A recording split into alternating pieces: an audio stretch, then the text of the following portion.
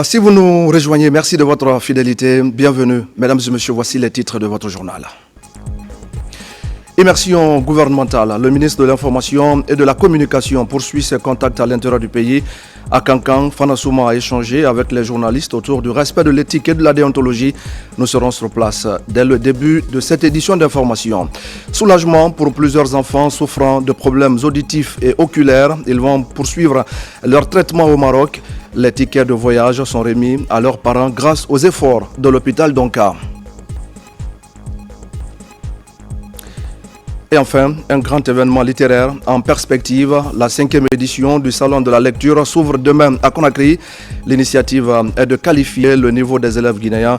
Les organisateurs étaient ce week-end face à la presse pour expliquer la portée de cet événement. Voilà pour le sommaire. Bonsoir à tous. Le ministre de l'Information et de la Communication poursuit donc sa série de visites au sein des médias de l'arrière-pays.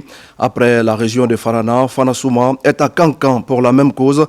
Il s'agit de recueillir les préoccupations des journalistes pour relever ensemble plusieurs défis en matière de traitement et de diffusion des informations. Diamo Kaba est sur place.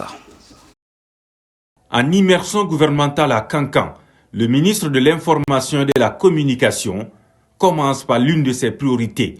Pour Fana Souma, la nécessité d'aller à la rencontre des hommes de médias est un principe pour bien baliser les mesures phares à prendre en compte pour plus de professionnalisme. De la radio Nourdine FM en passant par la maison régionale de la presse, le ministre des médias a observé les conditions de travail. Même regard sur le chantier de la direction régionale de l'information et de la communication. Des visites marquées par des parenthèses qui affichent des effets. Nous sommes vraiment comblés de joie. Le fait que le ministre nous a apporté son soutien, le peu qu'il a la possibilité de faire, il vient de le prouver devant la presse de Kankan. Et en dehors de cela, nous avons eu quand même à l'expliquer aussi. Autre problème, par exemple, le problème des subventions allouées aux médias et aux maisons régionales de la presse. Et nous a promis aussi qu'il va s'y mettre pour que, à la longue, nous puissions aussi recevoir ce que nous devrons avoir par rapport à cette subvention. À la radio rurale de Kankan, l'agenda du ministre Fana est bien précis. Recueillir les points de vue des journalistes afin de corriger des insuffisances. Rencontrer aujourd'hui la presse est un espoir pour nous, un ouf de soulagement. En tout cas, nous sommes très ravis de partager ces moments avec M. le ministre. Et il nous a écoutés et nous pensons qu'au sortir de cette immersion, nous allons beaucoup en tirer profit. En partageant ses ambitions, Fana Souma invite les journalistes à respecter les cahiers de charges et à jouer leur rôle de façon responsable en matière de traitement et de diffusion des informations. Déjà dans la savane guinéenne, l'offensive médiatique fait du chemin. Sous les auspices du ministère de l'Information et de la Communication, plusieurs anomalies sont corrigées pour le bien des auditeurs et téléspectateurs des médias publics.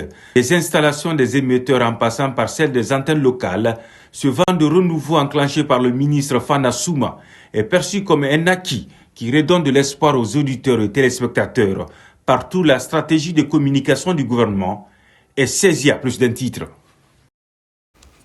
Merci à Diamo Kaba pour ces explications. Et c'est dans ce contexte que les travaux de formation des journalistes de la Basse-Guinée viennent de prendre fin à Kindia. Pendant plusieurs jours, ils ont renforcé leurs connaissances sur des notions liées à l'éthique, à la déontologie et au traitement de l'information publique. La paix, les droits humains et l'impact de l'intelligence artificielle ont été également abordés. Une initiative de la Haute Autorité de la Communication. Amadou Touré. Pendant 3 jours, ces formateurs de la Haute Autorité de la Communication HAC ont chacun développé des thèmes portant sur l'éthique, la déontologie, le traitement de l'information publique, médias, droits humains, culture de la paix et impact de l'intelligence artificielle AI sur la presse.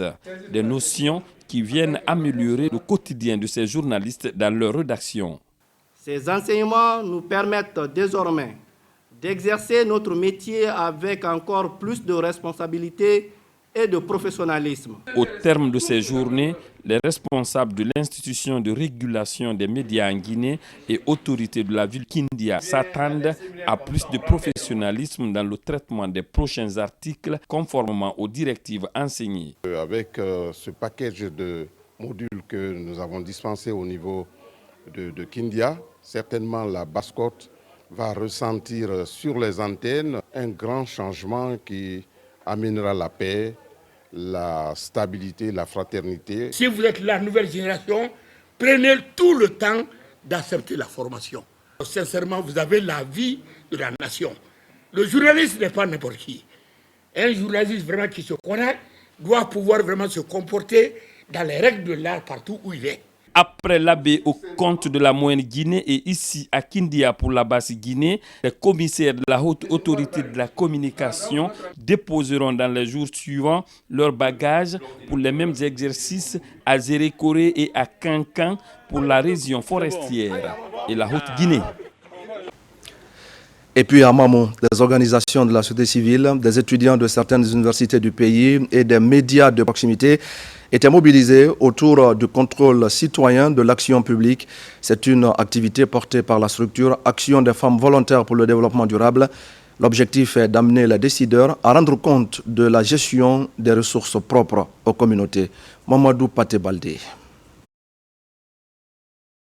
En Guinée, le contrôle citoyen de l'action publique s'impose comme une nécessité.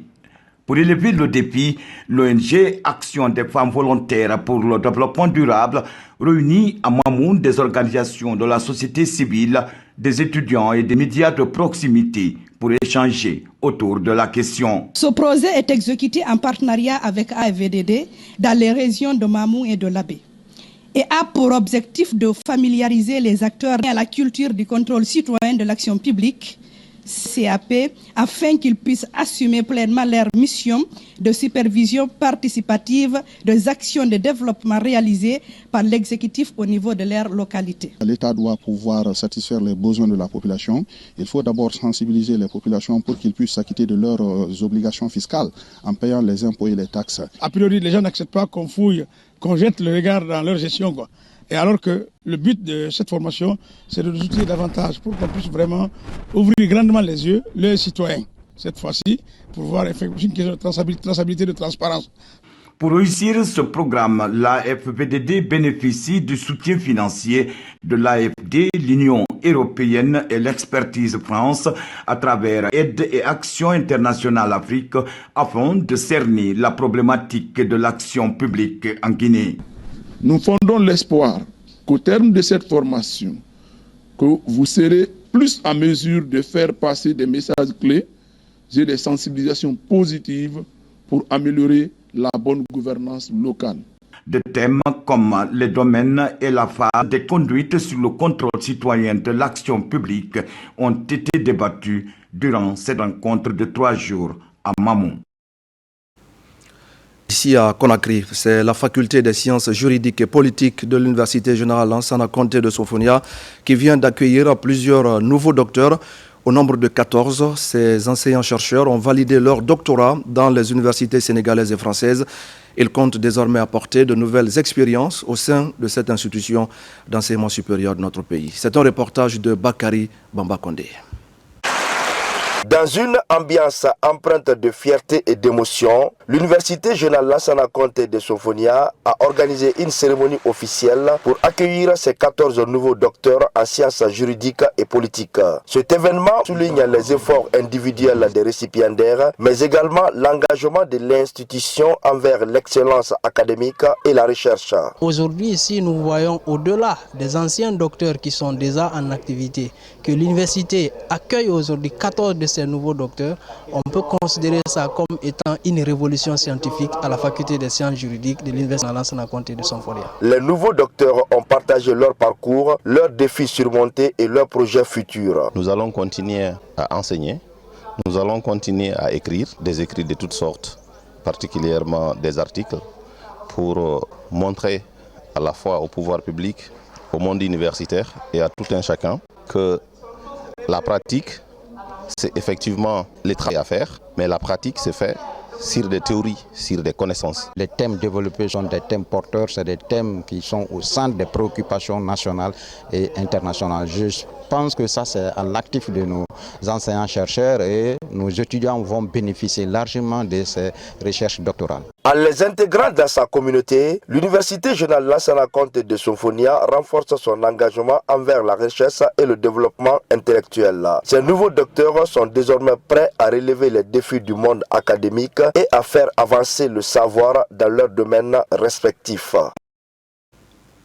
On va rester encore un peu au ministère de l'Enseignement supérieur qui s'engage dans la promotion de l'innovation. À l'université de Zérékoré, par exemple, un espace numérique de travail est inauguré en marge de l'immersion gouvernementale. Aujourd'hui, la première cohorte d'enseignants-chercheurs est en train de se familiariser avec cet outil de travail. Lancé Kamisoko. À l'université de Zérékoré, l'heure est à l'intégration du numérique dans le système d'enseignement. Pour faciliter le déroulement des cours et améliorer la qualité des prestations, 50 enseignants-chercheurs de ce temple du savoir se familiarisent avec cet outil numérique. Il s'agit là d'un outil performant, un outil pédagogique à travers lequel les enseignants pourront aussi bien à distance qu'en présentiel donner leurs cours, chargés de contenu pédagogique auquel les étudiants pourront avoir accès, chargés aussi de contenu audiovisuel auquel les étudiants pourront avoir accès. Donc en gros, c'est vraiment un outil numérique qui va favoriser et faciliter l'innovation pédagogique. Au-delà de mettre en réseau, enseignants, chercheurs et étudiants, l'ENT devrait faciliter aussi la gestion administrative des institutions d'enseignement supérieur du pays. Ça permet de franchir l'étape dans la qualification des enseignements et de la recherche au sein de notre université, que ce soit dans la gestion des enseignements, la gestion du personnel enseignant et même la fluidité des échanges entre personnel de l'université. Donc c'est vraiment un outil dédié qui va nous permettre d'améliorer nos capacités et nos compétences en matière d'enseignement et de la recherche. C'est la toute première fois qu'un ministère pense vraiment à rehausser le niveau des enseignants par rapport à l'espace numérique, favoriser la méthodologie, la qualité de l'enseignement pour tous les enseignantes et enseignants-chercheurs de notre institution. Surtout l'Université des Zérékoré, c'est un grand honneur pour nous aujourd'hui.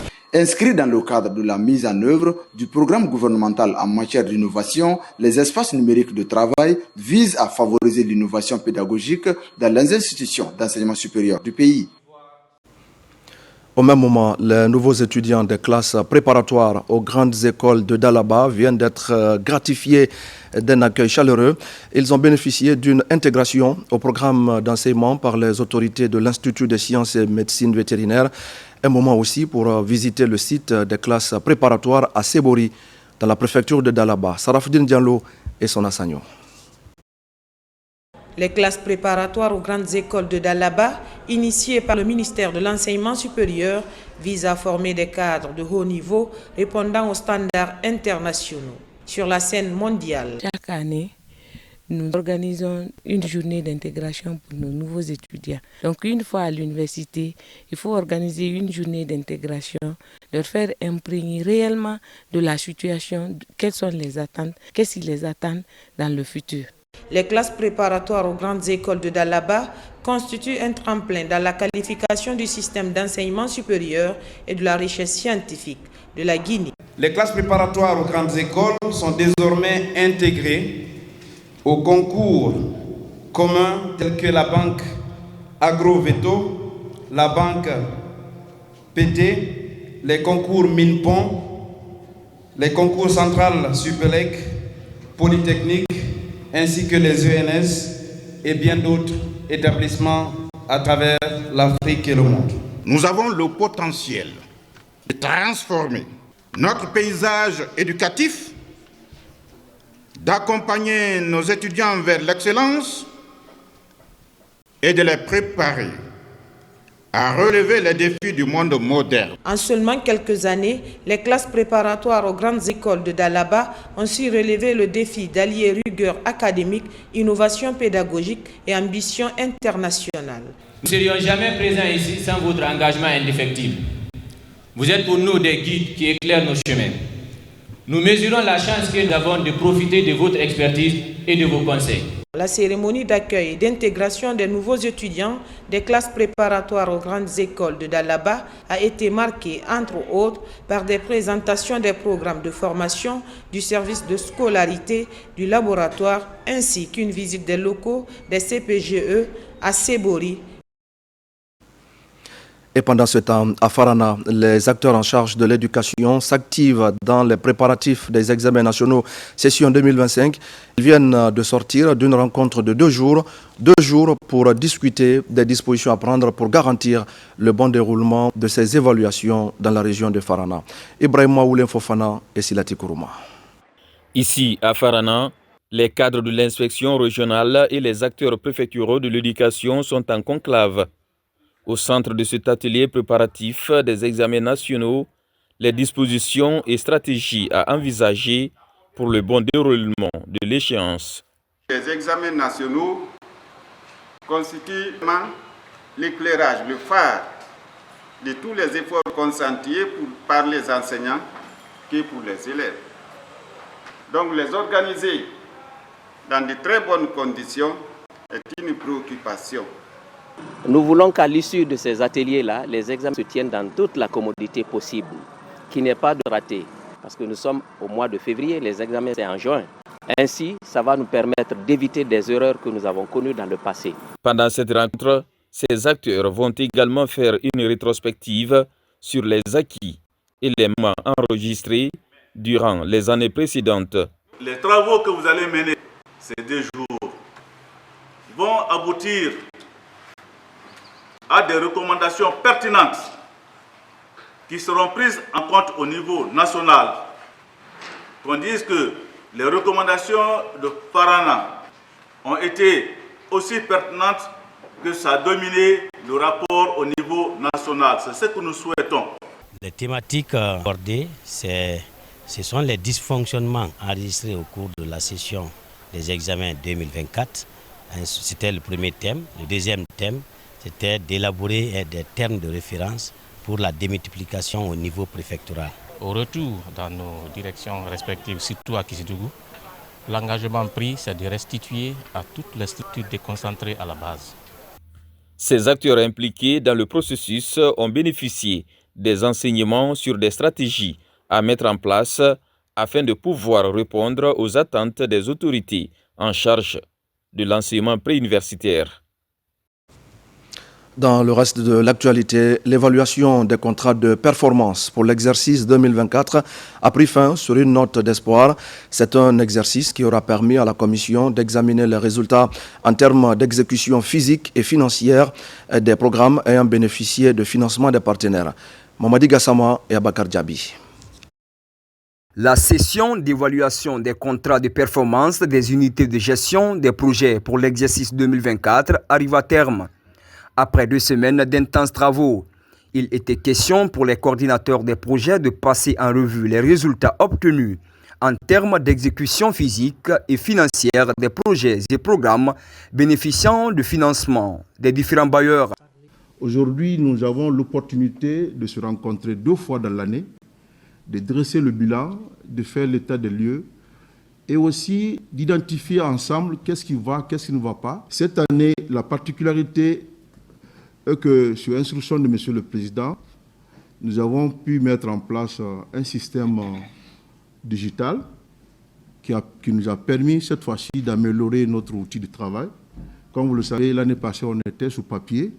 Aujourd'hui, tous les membres du comité étaient munis d'une tablette à travers laquelle les évaluations se font. Une soixantaine de projets d'investissement a été évalués par le comité de suivi et d'évaluation conformément au respect des principes de redevabilité. La présente séance marque la fin de la session d'évaluation de la performance des unités de gestion des projets sur l'exercice 2024.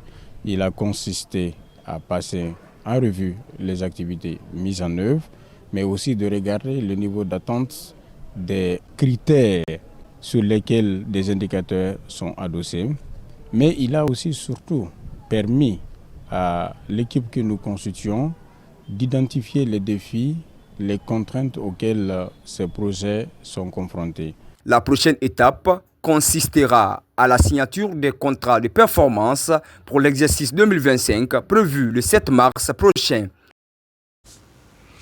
Et puis, mesdames et messieurs, ce sujet qui vient tout juste de nous parvenir, la mission de travail conduite par le ministre secrétaire général de la présidence de la République poursuit ses consultations à Munich, en Allemagne.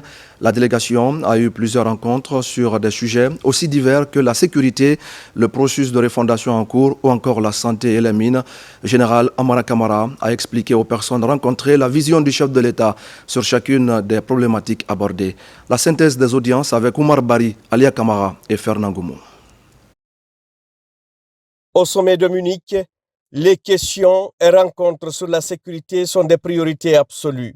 La délégation guinéenne, conduite par le général Amara Kamara, n'a pas dérogé à cette règle. Le samedi 15 février 2025, l'émissaire du président de la République et le ministre secrétaire général de la présidence a d'abord reçu en audience le ministre de la Défense du Rwanda.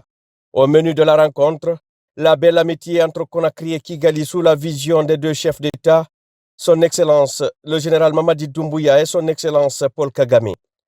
Les deux délégations ont surfé sur la belle histoire de fraternité entre ces deux leaders en évoquant des questions de renforcement de la coopération militaire. Le général Amara Kamara à ses côtés, le ministre des Affaires étrangères, Dr Morissanda Kouyaté, et le commandant du groupement des forces spéciales a ensuite reçu dans la foulée le ministre mauritanien de la Défense. Avec M. Hanana Ould Sidi, les échanges ont également porté sur la dynamisation de la coopération entre les deux États membres de l'OMVS, l'Organisation pour la mise en valeur du fleuve Sénégal, sur le plan de la sécurité. Les deux parties ont aussi évoqué des questions purement diplomatiques et se proposant d'élever, sous la directive de leurs présidents respectifs, le niveau de représentativité à travers des ambassades. En début d'après-midi, le ministre secrétaire général de la présidence a échangé avec M. Javier Colomina, secrétaire général de l'OTAN, l'organisation du traité de l'Atlantique Nord. L'OTAN souhaite engager des réflexions profondes avec la Guinée sur des sujets essentiels comme la sécurité dans la sous-région. Le général Amara Kamara a écouté et noté les propositions faites dans ce sujet.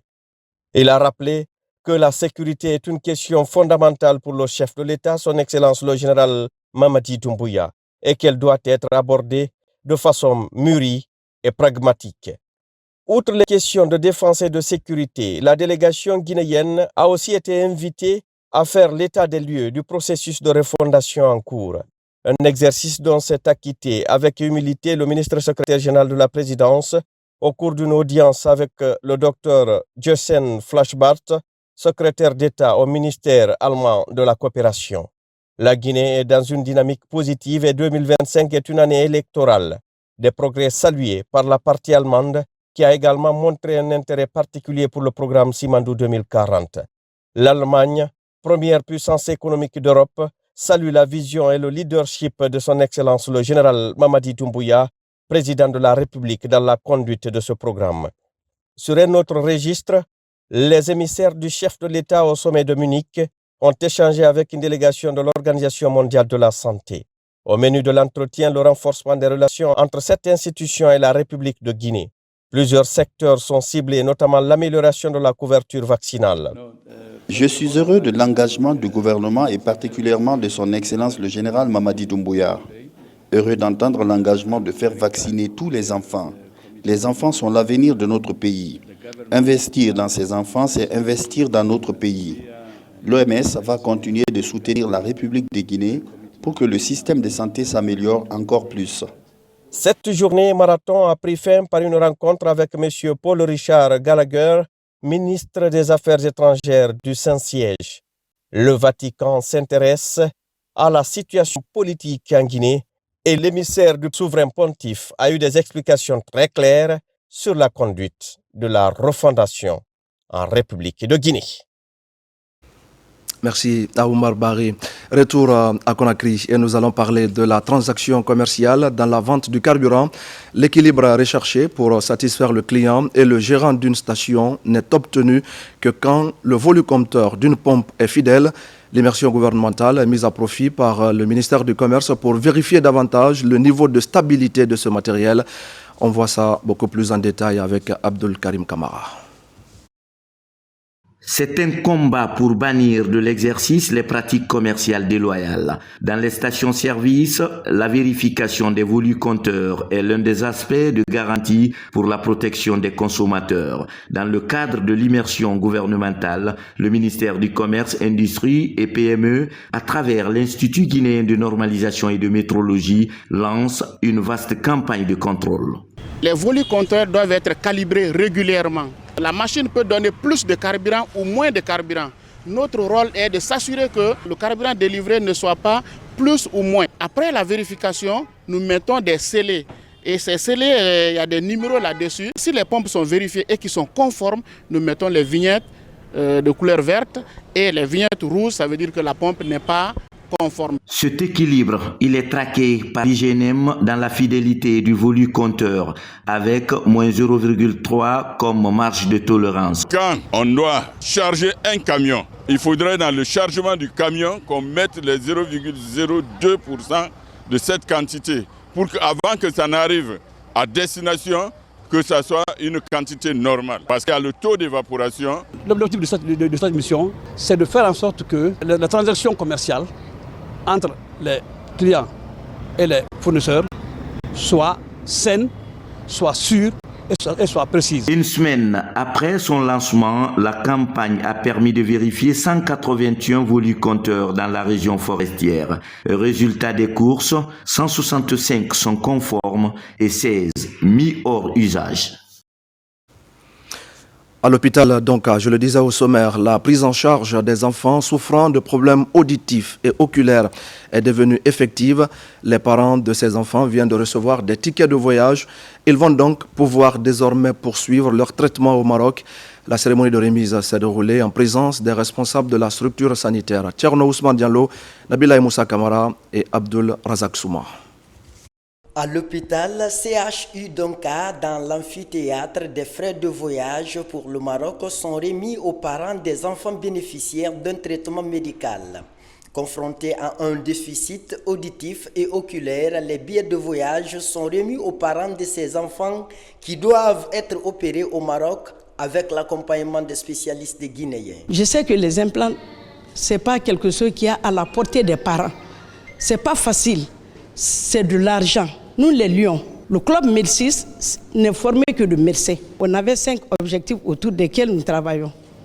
Il y a la vue, il y a l'environnement, il y a le diabète de l'enfant. Partout où il y a un besoin, il y a un lion. Donc nous prions Dieu que ces enfants aient leurs soins et qu'ils nous retournent dans de meilleures conditions. Nous ne pouvons que témoigner notre joie et plaisir de voir ces visages lumineux qui nous témoignent un espoir de pouvoir revoir ces enfants recouvrer leur audition.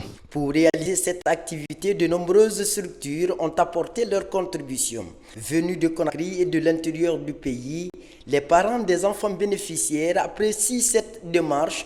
En plus de ces tickets de voyage pour suivre les soins médicaux au Maroc, des formations des jeunes cadres sont aussi prévues par les initiateurs. Donc tout ce que je pourrais dire, c'est de remercier le groupe et souhaiter toujours une bonne chance à tout le monde, que les enfants reviennent dans les bonnes conditions. Pour améliorer la qualité des soins de santé, les responsables de l'hôpital Donka, en partenariat avec d'autres structures sanitaires réputées dans la sous-région, travaillent en commun accord en vue de mieux prendre en charge les patients et renforcer la coopération médicale. Les experts de la santé, les partenaires techniques et les autorités viennent également de se retrouver à Conakry. Ils ont discuté de l'intégration des vaccins contre le pneumocoque et le rotavirus dans le calendrier vaccinal national. Une initiative clé pour renforcer la protection des enfants contre des maladies respiratoires et des diarrhées aiguës. Abraham Christophe Conté pour des explications. Organisée par le réseau Afrique Jeunesse de Guinée et l'ONG FEGED, cette instance vise à sensibiliser les décideurs sur l'importance de l'introduction des vaccins PCV et rotavirus dans le calendrier national de vaccination en Guinée. Ces vaccins permettront de sauver des vies et de réduire la pression sur le système de santé. Vu que beaucoup d'enfants continuent de mourir de ces maladies évitables par ces vaccins et que nous osons croire, n'est-ce pas, à l'acceptation de plaidoyer de la part de nos autorités afin d'intégrer très rapidement ces 2 vaccins dans le programme vaccinal du pays pour sauver les vies des tout-petits. C'est un plaidoyer fort que nous lançons aujourd'hui, non seulement auprès du gouvernement, aussi auprès des communautés, pour qu'ils puissent vraiment être préparés et accepter les 2 vaccins avant son introduction. Les participants ont échangé sur les défis, le financement et les stratégies pour une mise en œuvre réussie. As we know, dans tous les pays, la priorité d'abord c'est la santé.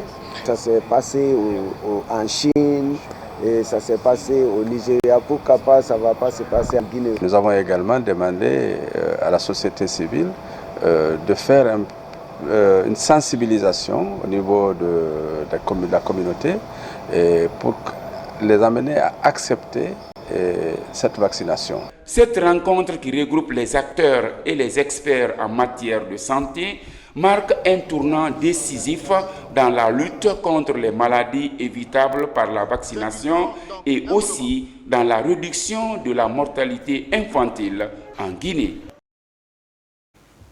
L'assainissement du secteur pharmaceutique se poursuit dans la région de Kankan. Une vaste opération de fermeture des points non agréés vient d'être lancée.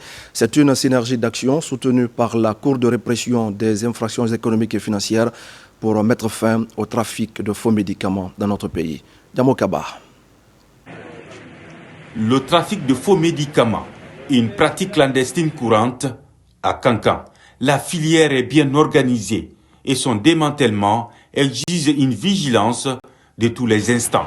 Au nom de la santé publique, le parquet d'Incense, les membres du conseil régional des pharmaciens de Kankan et les autorités se mobilisent. Les produits que nous avons saisis sont effectivement des produits impropres à la consommation.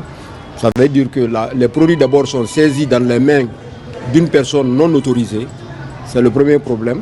Deuxième problème, c'est que ces produits que nous avons sous la main ne sont pas enregistrés dans la nomenclature nationale des médicaments. Donc, ils ne sont pas autorisés par le ministère de la Santé à être vendus en Guinée. Ces produits-là sont à notre niveau et ces produits-là ont été inventoriés par les responsables de la pharmacie, mais je ne suis pas Lucie. Donc, ces produits-là sont là, à leur disposition. Et d'ores et déjà, on avait eu un soir transmis du procureur de la République. Et par rapport à ces pharmacies illégalement installées dans la commune urbaine de Kankan. La fermeture des cliniques et pharmacies non agréées est un signal fort pour interpeller les consciences. La chaîne pénale soutient la démarche. Le procureur spécial, M. Adi Touré, a pris une réquisition qui a mis la direction centrale des investigations judiciaires de la gendarmerie à l'effet d'accompagner, n'est-ce pas, le Conseil national, y compris l'huissier de justice, qui a le rôle d'identifier, n'est-ce pas,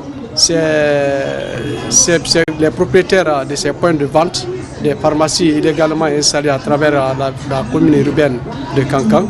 C'est une profession réglementée en Guinée.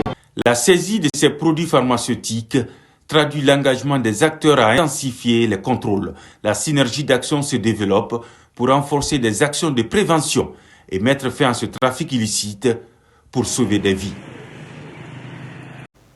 La suite de ce journal avec cette question: comment renforcer l'expertise des cadres de l'Agence guinéenne d'évaluation environnementale? Une rencontre d'échange est organisée autour de la problématique. Plusieurs thématiques sont abordées pour l'occasion. Elles sont en lien avec le développement durable et la prise en compte des aspects environnementaux les plus récents dans le montage et dans la mise en œuvre des projets et programmes nationaux. Mamadou Alpha Baldé. Favoriser un développement durable dans tous les domaines à travers des plans de gestion environnementale et sociale bien élaborés, l'Agence guinéenne d'évaluation environnementale renforce les capacités de ses comités techniques d'évaluation environnementale. Le CTAE constitue une institution pour nous, côté technique et scientifique, pour valoriser les projets selon les sites.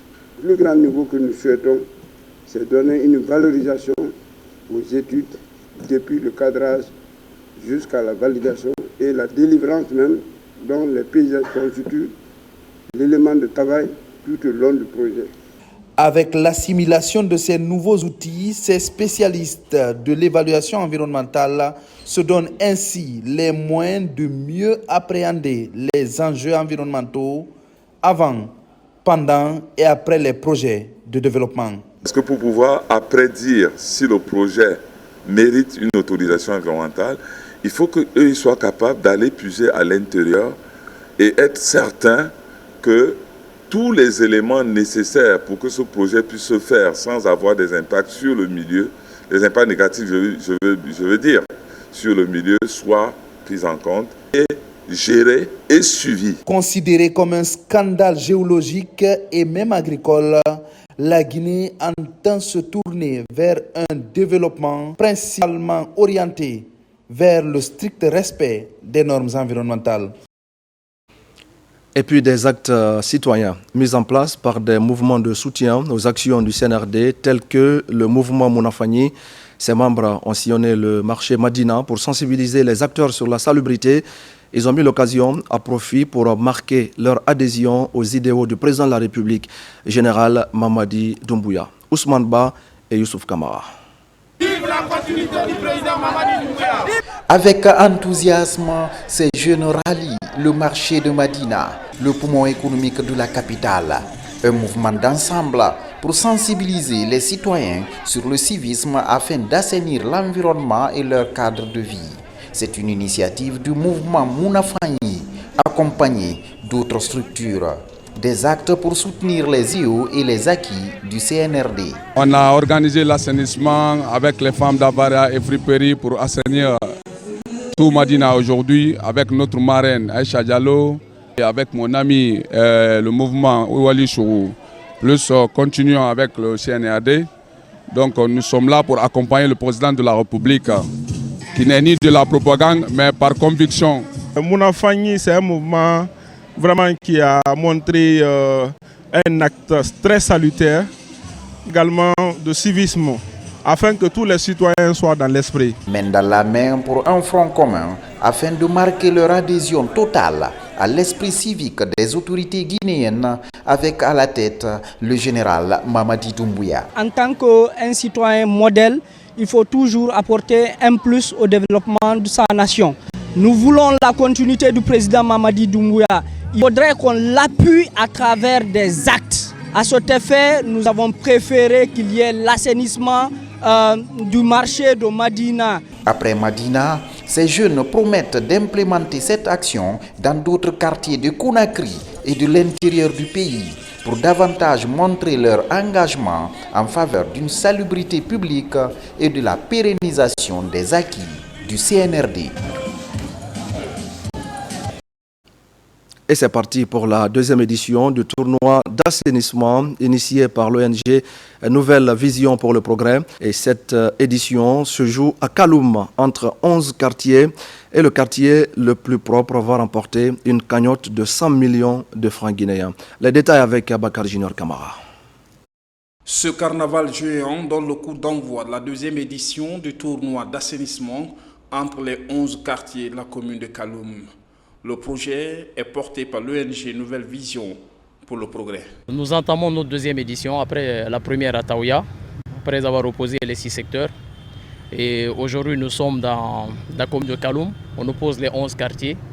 Et c'est dans le but d'accompagner les nouvelles autorités, le général Mamadi Doumbouya, président de la République, dans sa lutte contre les insalubrités et une façon de promouvoir l'action citoyenne, que chaque Guinéen se demande ce qu'il peut faire pour son pays. C'est un tournoi qui nous va droit au cœur parce qu'il s'inscrit dans le cadre de la salubrité sociale. Et telle a été notre lutte depuis que nous sommes venus à la tête du quartier.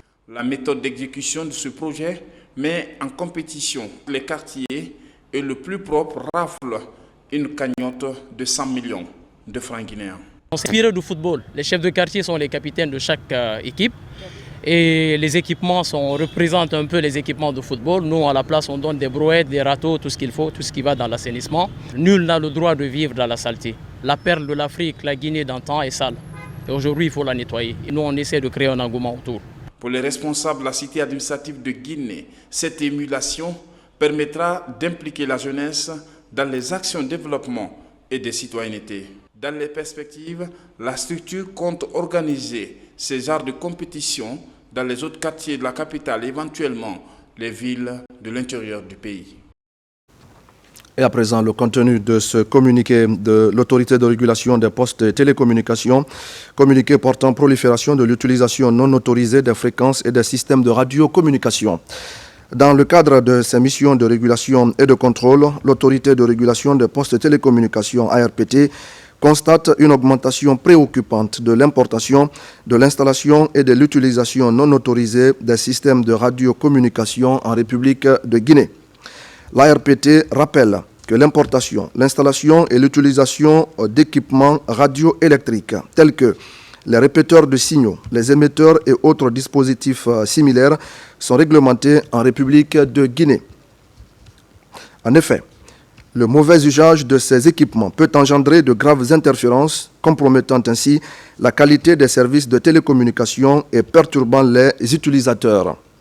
De plus, l'utilisation des fréquences et des systèmes de communication radio, notamment talkie-walkie, radiodiffusion FM-TV, etc., est soumise à une autorisation préalable délivrée par l'ARPT conformément aux dispositions de l'article 439 de la loi L 2015-018 relative aux télécommunications et aux technologies de l'information en République de Guinée. L'ARPT invite toutes les personnes et organisations concernées à se rapprocher de ces services afin de régulariser leur situation. Des missions de contrôle sont déployées en continu sur le terrain et tout constat d'irrégularité fera l'objet de sanctions conformément aux articles 138, 140, 143, 144 et 145 de la loi L 2015-018 relative aux télécommunications TIC en République de Guinée. Pour toute information complémentaire, veuillez contacter l'ARPT au 13 13 ou au 669 22 10 00. La direction générale. Dans le reste de l'actualité, la sous-préfecture de Kamsar salue les actions de développement mises en place par le chef de l'État général Mamadi Doumbouya. Les citoyens unissent leurs efforts au sein d'un mouvement qui vient de lancer ses activités. Les autorités locales apportent leur appui à cette action soutenue par Sekouba Kamara, PDG de Nana Guinée International. Marie-Angélique Bangoura. C'est dans une atmosphère conviviale et alléchante que s'est tenu le mouvement de soutien dénommé dans la langue du terroir ou Miningratin Araborial. Soutenons tous le général Mamadi Doumbouya pour qu'il améliore les conditions de vie des Guinéens. Cette rencontre initiée par la coordination sous-préfectorale de Kamsar a permis aux jeunes et aux femmes de cette localité de se joindre à ce mouvement qui a pour objectif réaffirmer leur engagement à soutenir le chef de l'État dans son combat pour le développement de la Guinée. Ce mouvement, rehaussé de la présence du coordinateur des mouvements et associations de soutien du général Mamadi Doumbouya, est un signal fort d'union pour marcher dans une même direction. Le fondateur du mouvement, Sekouba Kamara, a salué tous les acteurs impliqués pour la réussite de cet événement. Dans ce même ordre d'idées, il a encouragé les jeunes de Kamsar à continuer dans cet élan de soutien pour le chef de l'État, désireux d'apporter un développement harmonieux à la Guinée. Il s'est également adressé aux femmes, véritables piliers de la société guinéenne, dont la force et la résilience sont la garantie de la cohésion nationale, tout en les exhortant à continuer le combat. Les artistes Doudou Béni et Singleton ont offert au public des moments inoubliables. Leur performance a mis en évidence les valeurs de solidarité et de dévouement qui animent ce mouvement. Les femmes, les jeunes et les associations de plusieurs localités de Kamsar étaient nombreux à manifester leur soutien à l'homme du 5 septembre, de jouer un rôle significatif dans le développement de la Guinée en étant actifs et enthousiastes. Leur dévouement sincère démontre ici leur engagement à soutenir les orientations du mouvement. Soutenons tous le général Mamadi Doumbouya pour qu'il améliore les conditions de vie des Guinéens. la Guinée vers le mois saint de Ramadan, l'Arabie Saoudite, à travers la fondation du roi Ben Salman pour le secours et l'action humanitaire, offre des vivres à notre pays. Ce don est composé du riz, du sucre et des bidons d'huile. Ce sont les villes de Conakry, Mamou, Kankan et Zérekore qui sont concernées. Moussa Kouyaté. Ce don du roi Salman Ben Abdelaziz Al Saoud de l'Arabie Saoudite intervient à moins de 2 semaines du début du Ramadan. L'idée est d'accompagner les populations conformément aux règles établies par la fondation.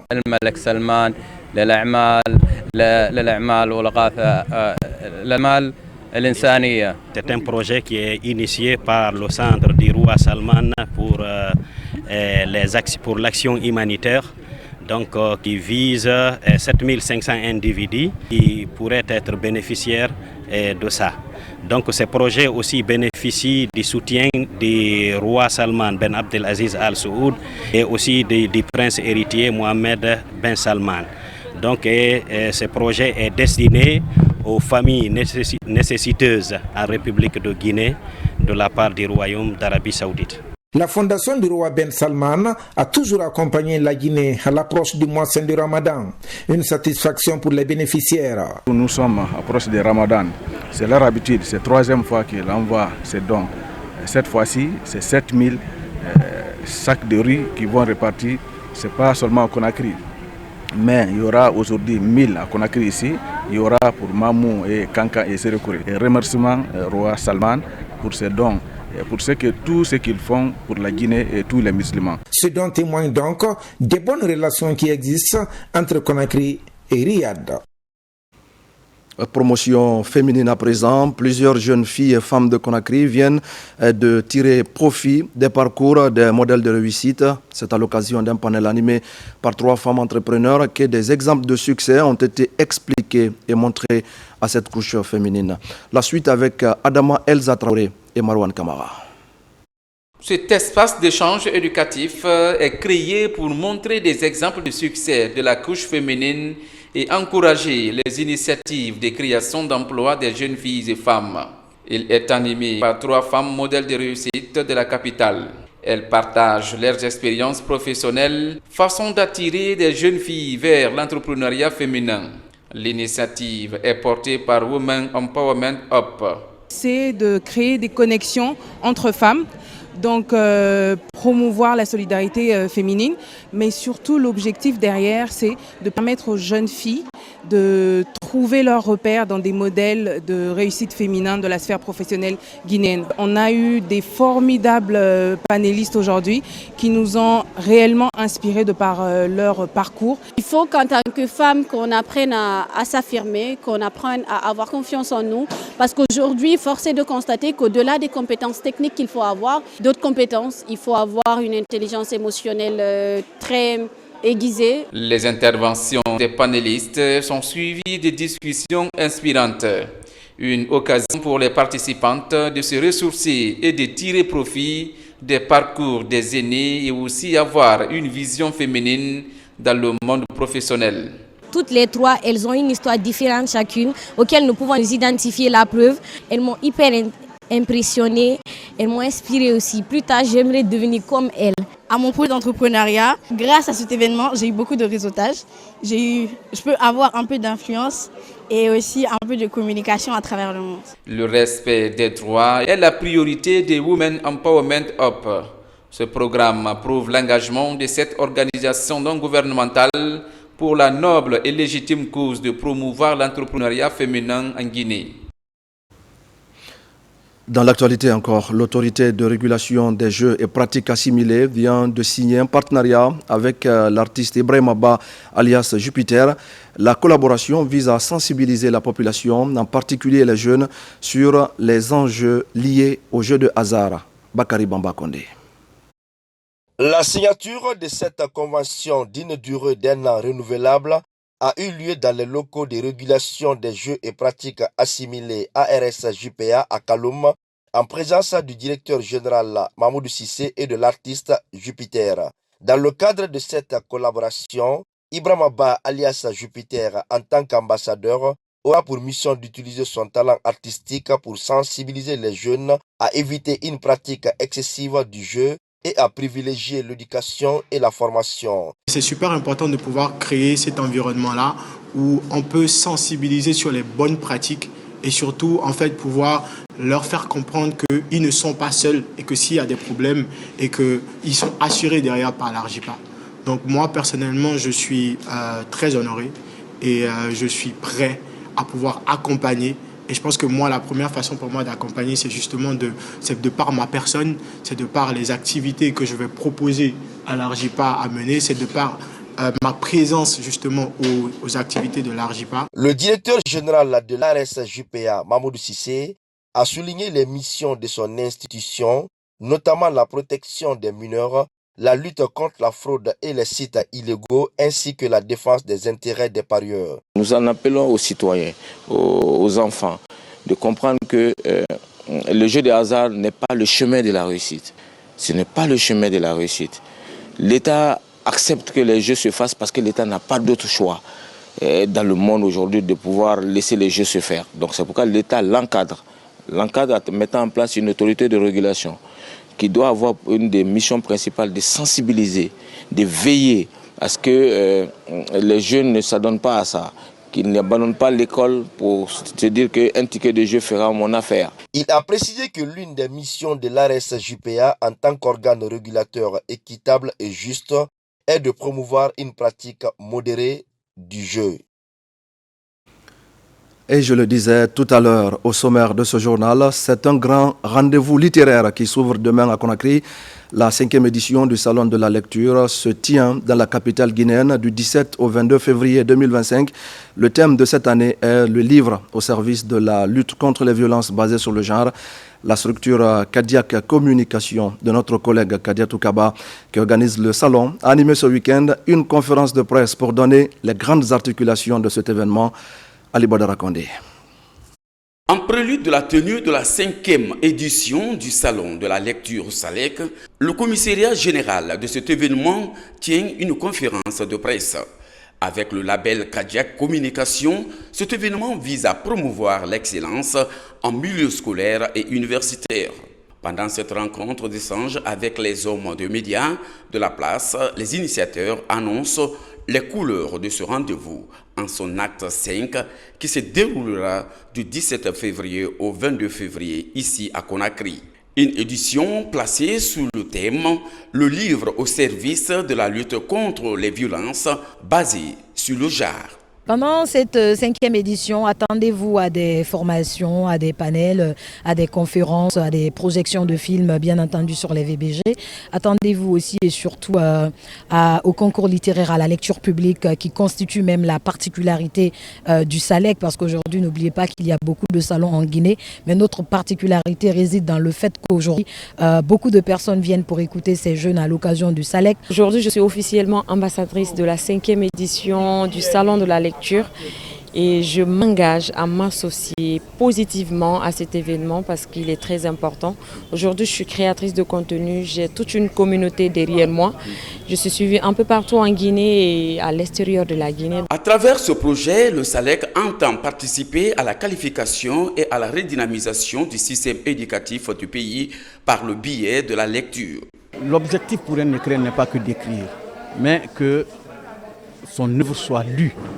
Et la problématique qui se pose aujourd'hui dans notre pays, c'est le déficit de lecture au niveau des élèves, surtout des étudiants, pratiquement de l'ensemble de la population qui a accès, n'est-ce pas, à l'écriture. Sans lecture, naturellement, nous ne validons pas, quelles que soient tes compétences techniques, quelles que soient tes compétences comportementales. Mais lorsque la langue qui nous permet de communiquer à travers le français et que nous obtenons à travers la lecture n'accompagne pas ces compétences-là, nous ne validons pas ces compétences-là.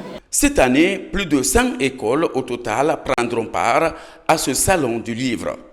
Selon les Nations Unies, une femme sur 3 dans le monde est victime de violences basées sur le genre, d'où l'intérêt du thème du SALEC, acte 5.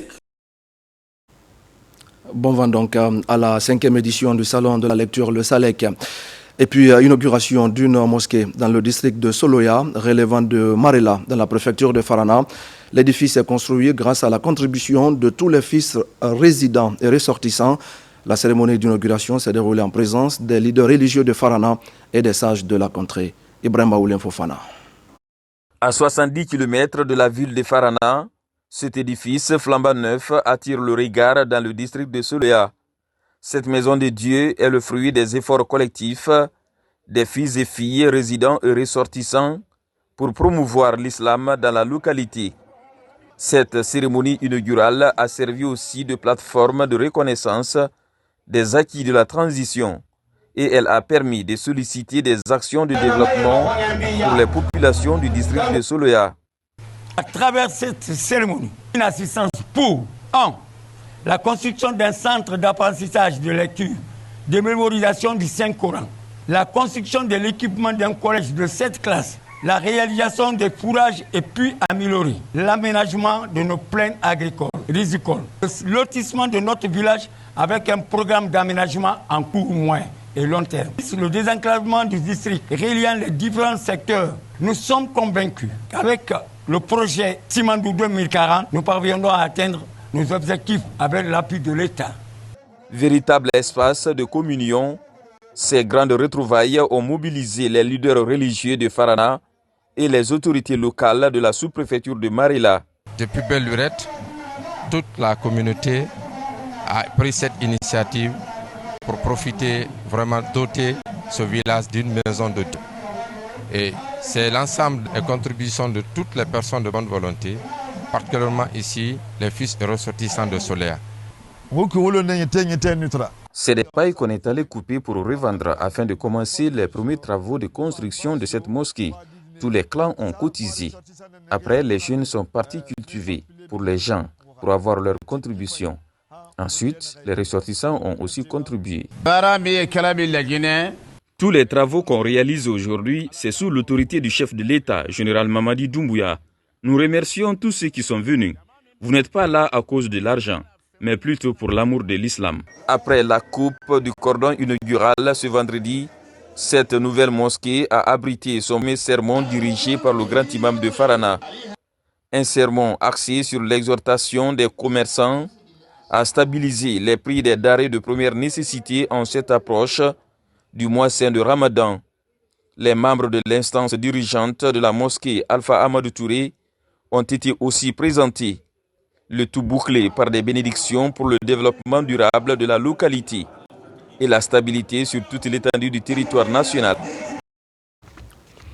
Cet avis de décès avant de se quitter, les familles Sidibé, Diallo, Diakité, Sangaré, Kaba, Konate, Kondé, Doumbouya, Kamara, Shérif, Silla, parents et alliés ont la profonde douleur de vous faire part du décès de leur cher et regretté Dr Bana Sidibé, âgé de 87 ans, ancien ministre de l'Habitat et de l'Urbanisme, des Travaux publics sous le régime du général Lansana Conté. Décès survenu ce dimanche 16 février 2025 à l'hôpital d'Onka, des suites de maladie.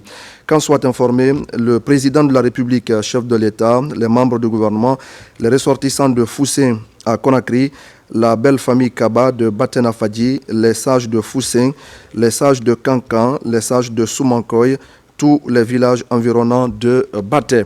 L'enterrement aura lieu le vendredi 21 février 2025 après la prière de 14h à Foussé, à Kankan. Nous prions pour le repos de son âme. Amen. Mesdames et messieurs, c'est la fin de ce journal. Merci à tous de l'avoir suivi. Je vous retrouve demain à partir de 13h pour d'autres actualités de la Guinée, notre paradis, terre de richesse et d'innovation. Je vous souhaite à tous de passer une belle soirée en compagnie de nos programmes.